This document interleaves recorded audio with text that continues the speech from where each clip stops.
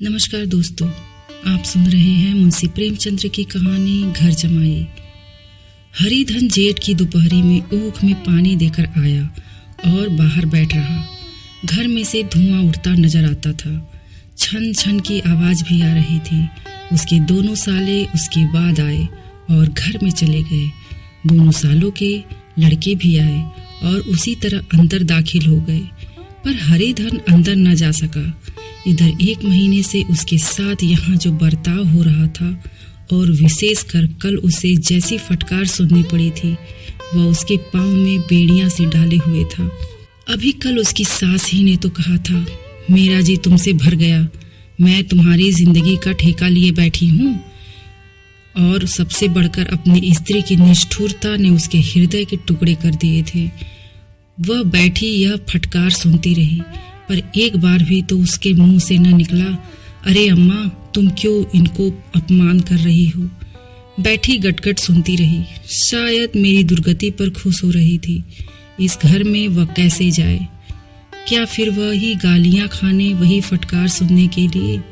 और आज इस घर में जीवन के 10 साल गुजर जाने पर यह हाल हो रहा है। मैं किसी से कम काम नहीं करता हूँ। दोनों साले मीठी नींद सोते रहते हैं और मैं बैलों को सानी पानी देता हूँ, छाटी काटता हूँ। वहाँ सब लोग पल पल भर चीलम पीते हैं। मैं आंखें बंद किए अपने काम में लगा रहता हूँ। संध्या समय पर घरवाले गाने बजाने चले जाते हैं। मैं घड़ी रात तक गाय भैंस दूहता हूँ। उसका यह पुरस्कार मिल रहा है कि कोई खाने को भी नहीं पूछता, उल्टे और गालियाँ मिलती है। उसकी स्त्री घर से डोर लेकर निकली और बोली, जरा इसे कुएं से खींच लो, एक बूंद पानी नहीं है घर में। हरिधन ने डोर लिया और कुएं से पानी भर लाया। उसे जोर से भूख लगी हुई थी। समझा अब खाने को बुलाने आएंगी, मगर स्त्री डोर लेकर अंदर गई तो वही की हो गई। हरिधन थका मांदा छुंदा से व्याकुल पड़ा सो रहा था। सहसा उसकी स्त्री गुमानी में आकर उसे जगाया। हरिधन ने पड़े पड़े ही कहा, क्या है, अब क्या पड़ा भी न रहने देगी या और पानी चाहिए? गुमानी कटु स्वर में बोली, गुर्राते क्यों हो, खाने को बुलाने आई हूँ। हरिधन ने देखा उसके दोनों साले और बड़े साले के दोनों लड़के भोजन किए चले जा रहे हैं। उसकी देह में आग लग गई। मेरी अब यह नौबत आ पहुँच गई कि इन लोगों के साथ बैठकर खा भी नहीं सकता। मैं इनकी जूठी थाली चाटने वाला हूँ।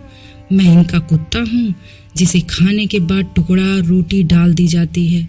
यही घर में है जहाँ आज से 10 साल पहले उसका कितना आदर सत्कार होता था। साले गुलाम बने रहते थे, सास मुंह जोड़ती रहती थी, स्त्री पूजा करती थी, तब उसके पास रुपए थे, जायदाद थी। अब वह दरिद्र है। उसकी सारी जायदाद को इन्हीं लोगों ने कूड़ा कर दिया। अब रोटियों के भी लाले हैं। उसके जी में एक ज्वाला सी उठी कि इसी वक्त अंदर जाकर सास को और साली को भिगो भिगो कर लगाए, पर जब्त करके रह गया। पड़े पड़े बोला, मुझे भूख नहीं है, आज न खाऊंगा। गुमानी ने कहा, ना खाओगे मेरी बला से? हाँ, नहीं तो खाओगे तुम्हारे ही पेट में जाएगा, कुछ मेरे पेट में थोड़े ही जाएगा। हरिधन का क्रोध आंसू बन गया।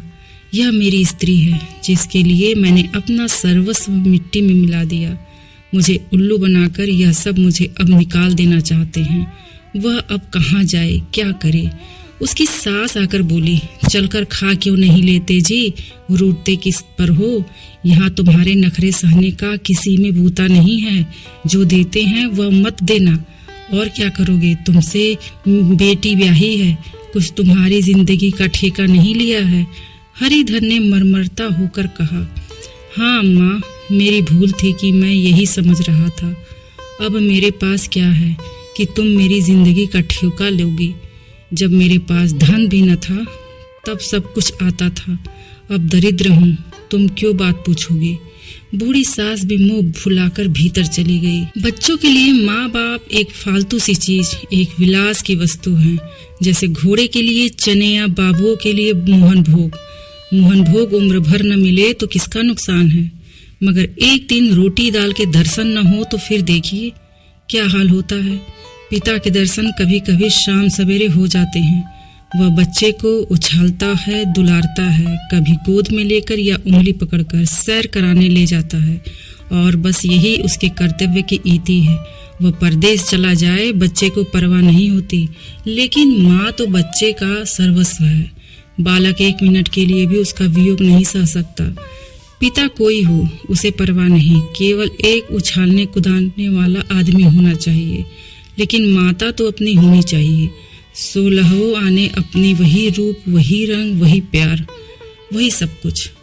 वह अगर नहीं है तो बालक के जीवन का सर्वस्व मानो सूख जाता है। फिर वह शिव की नंदी है, पर फूल या जल चढ़ाना लाजमी नहीं, अख्तियारी है। हरिधन की माता का आज 10 साल हुए देहांत हो गया था। उस वक्त उसका विवाह हो चुका था। वह 16 साल का कुमार था, पर माँ के मरते ही उसे मालूम हुआ कि मैं कितना निस्सहाय हूँ, जैसे उस घर पर उसका अधिकार ही न रहा हो। बहनों के विवाह हो चुके थे, भाई कोई दूसरा न था। बेचारा अकेले घर में जाते भी डरता था। माँ के लिए रोता था, पर माँ की परछाई से डरता था।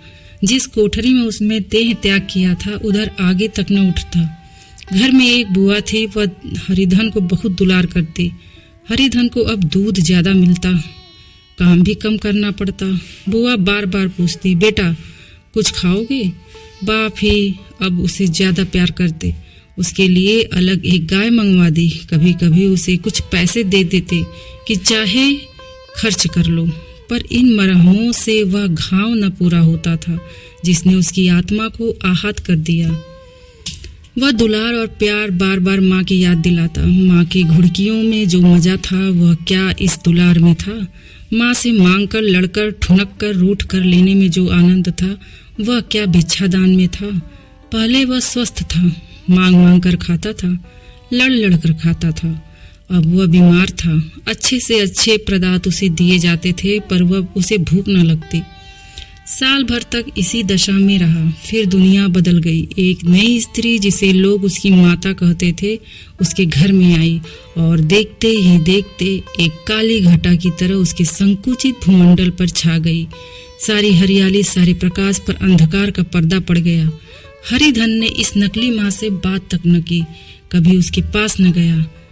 एक दिन घर से निकला और ससुराल चला गया। बाप ने बार बार बुलाया, पर उसके जीते जी वह फिर उस घर में न गया।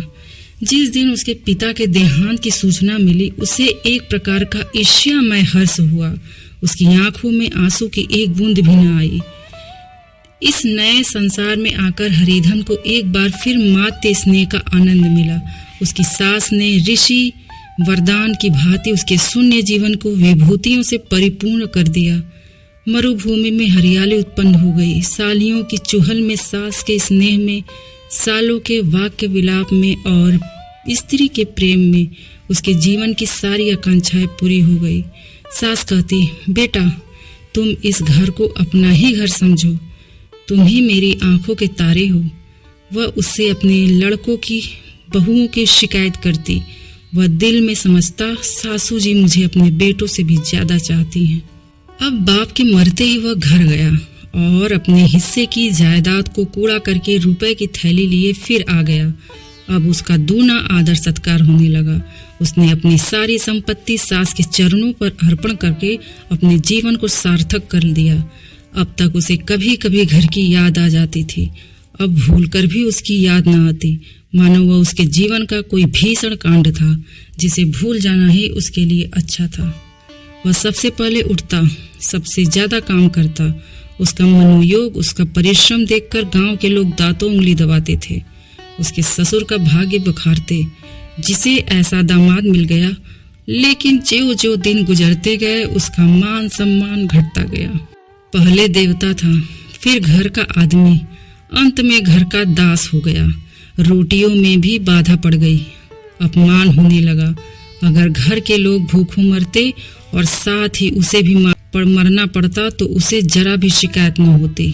लेकिन जब वह देखता और लोग मूंछों पर ताव दे रहे हैं, केवल मैं ही दूध की मक्खी बना दिया गया हूँ, तो उसके अनंत स्थल में एक लंबी ठंडी आह निकल जाती। अभी उसकी उम्र कुछ 25 साल की तो थी। इतनी उम्र इस घर में कैसे गुजरेगी और उसकी स्त्री ने भी आंखें फेर ली। यह उस विपत्ति का सबसे क्रूर दृश्य था। अब हरिधर ने उधर भूखा प्यासा चिंता दाह में जल रहा था। इधर घर में सास जी और दोनों सालों में बातें हो रही थी। गुमानी भी हाँ में हाँ मिलाती जाती थी। बड़े साले ने कहा, हम लोगों की बराबरी करते हैं, यह नहीं समझते कि किसी ने उनकी जिंदगी भर का बीड़ा थोड़े ही लिया है। 10 साल हो गए, इतने दिनों में क्या 2-3 हजार न हड़प गए होंगे। छोटे साले ने कहा, मजूर हो तो आदमी घुड़के भी, डांटे भी। अब इनसे कोई क्या कहे, न जाने इनसे कब पिंड छूटेगा भी या नहीं। अपने दिल में समझते होंगे मैंने 2000 रुपए दिए हैं, या नहीं समझते कि उनके 2000 रुपए कब के उड़ चुके हैं। 1.25 सेर तो 1 जून को चाहिए। सास गंभीर भाव से बोली, बड़ी भारी खुराक है। गुमानी माता के सिर से जू निकाल रही थी। सुलगते हुए हृदय से बोली, निकम्मे आदमी को खाने के सिवा और काम ही क्या करना है।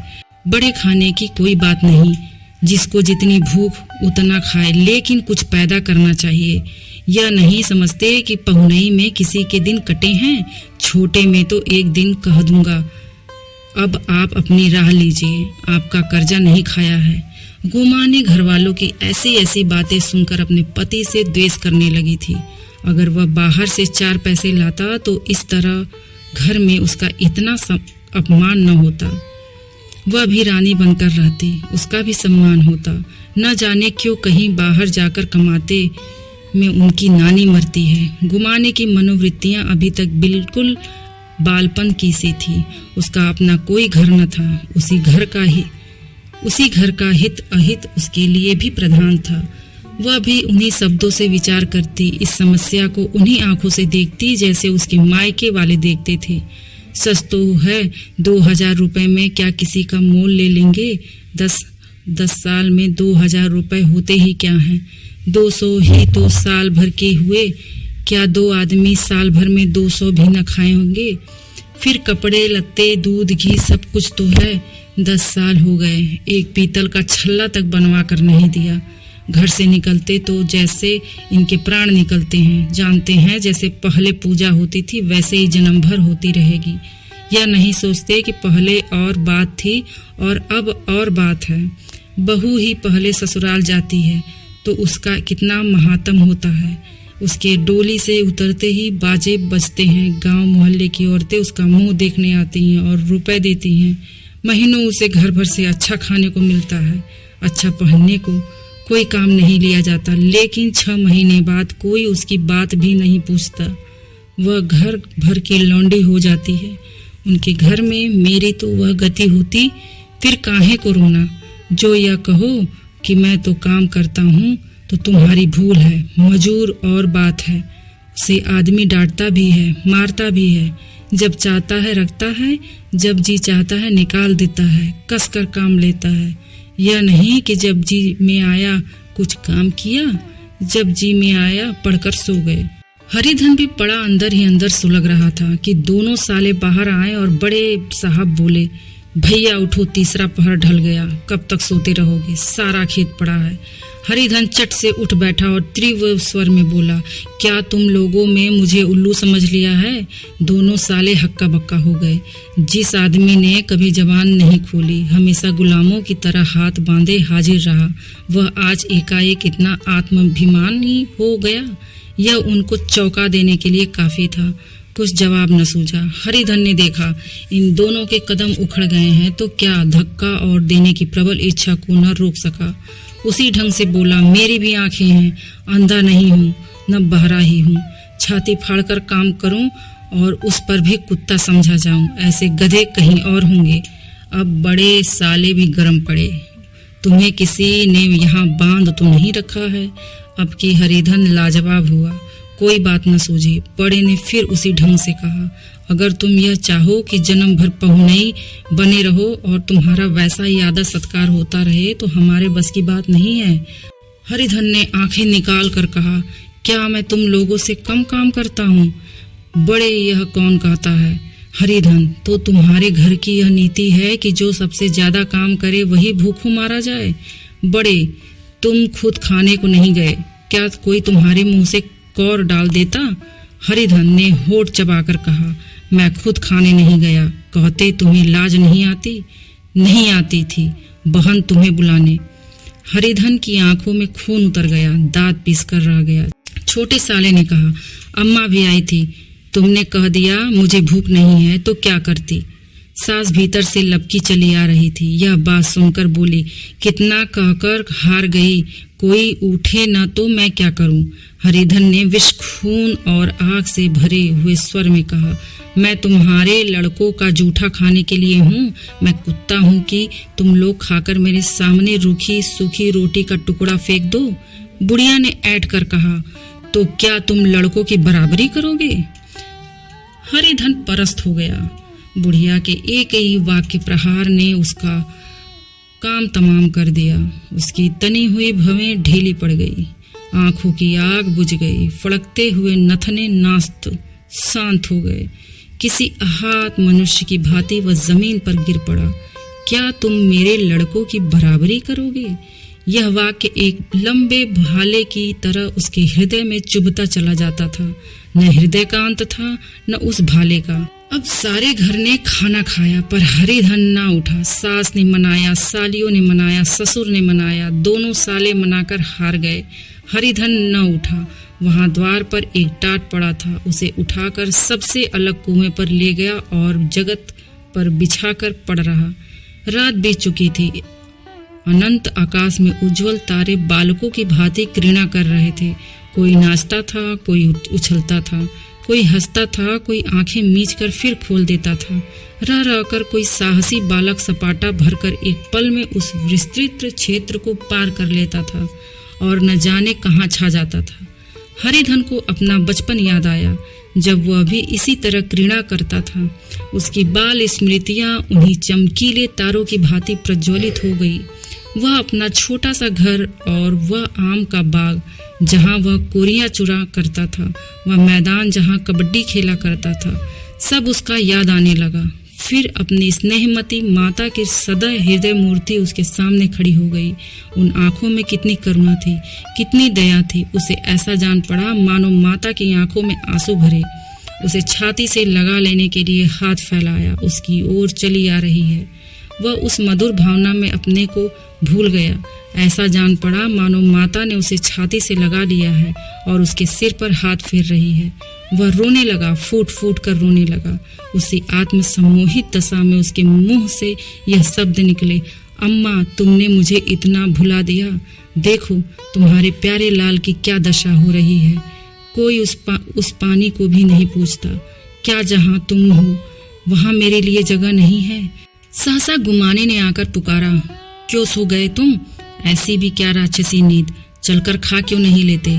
कब तक कोई तुम्हारे लिए बैठा रहे? हरिधन उस कल्पना जगत से क्रूर प्रत्यक्ष में आ गया। वही कुएं की जगत थी, वही फटा हुआ टाट और गुमानी सामने खड़ी कह रही थी, कब तक कोई तुम्हारे लिए बैठा रहे? हरिधन उठ बैठा और मानो तलवार म्यान से निकलकर बोला, भला तुम्हें मेरी सूध तो आई? मैंने कह तो दिया था मुझे भूख नहीं है। गुमानी तो कितने दिन तक न खाओगे? अब इस घर का पानी भी न पीऊंगा। तुझे मेरे साथ चलना है या नहीं? दृढ़ संकल्प से भरे हुए इन शब्दों को सुनकर गुलामी सहम उठी। बोली, कहाँ जा रहे हो? हरिधन ने मानो नशे में कहा, तुझे इससे क्या मतलब? मेरे साथ चलेगी या नहीं? फिर पीछे से न कहना मुझसे कहा नहीं। गुमानी आपत्ति के भाव से बोली, तुम बताते क्यों नहीं कहाँ जा रहे हो? तू मेरे साथ चलेगी या नहीं? जब तक पता न दोगे मैं न जाऊंगी। तो मालूम हो गया तू नहीं जाना चाहती। मुझे इतना ही पूछना था, नहीं तो अब तक मैं आधी दूर निकल गया होता। यह कहकर उठा और अपने घर की ओर चल गया। गुमानी पुकारती रही, सुन लो, पर उसने फिर कर भी न देखा। 30 मील की मंजिल हरिधन ने 5 घंटों में तय की। जब वह अपने गांव की अमराइयों के सामने पहुंचा तो उसकी माते भावना उषा की सुनहरी गोद में खेल रही थी। उन वृक्षों को देखकर उसका विहल हृदय नाचने लगा। मंदिर का सुनहरा कलश देखकर वह इस तरह दौड़ा मानो एक छलांग में उसके ऊपर जा पहुंचेगा। वह वेग में दौड़ा जा रहा था, मानो उसकी माता गोद फैलाए उसे बुला रही हो।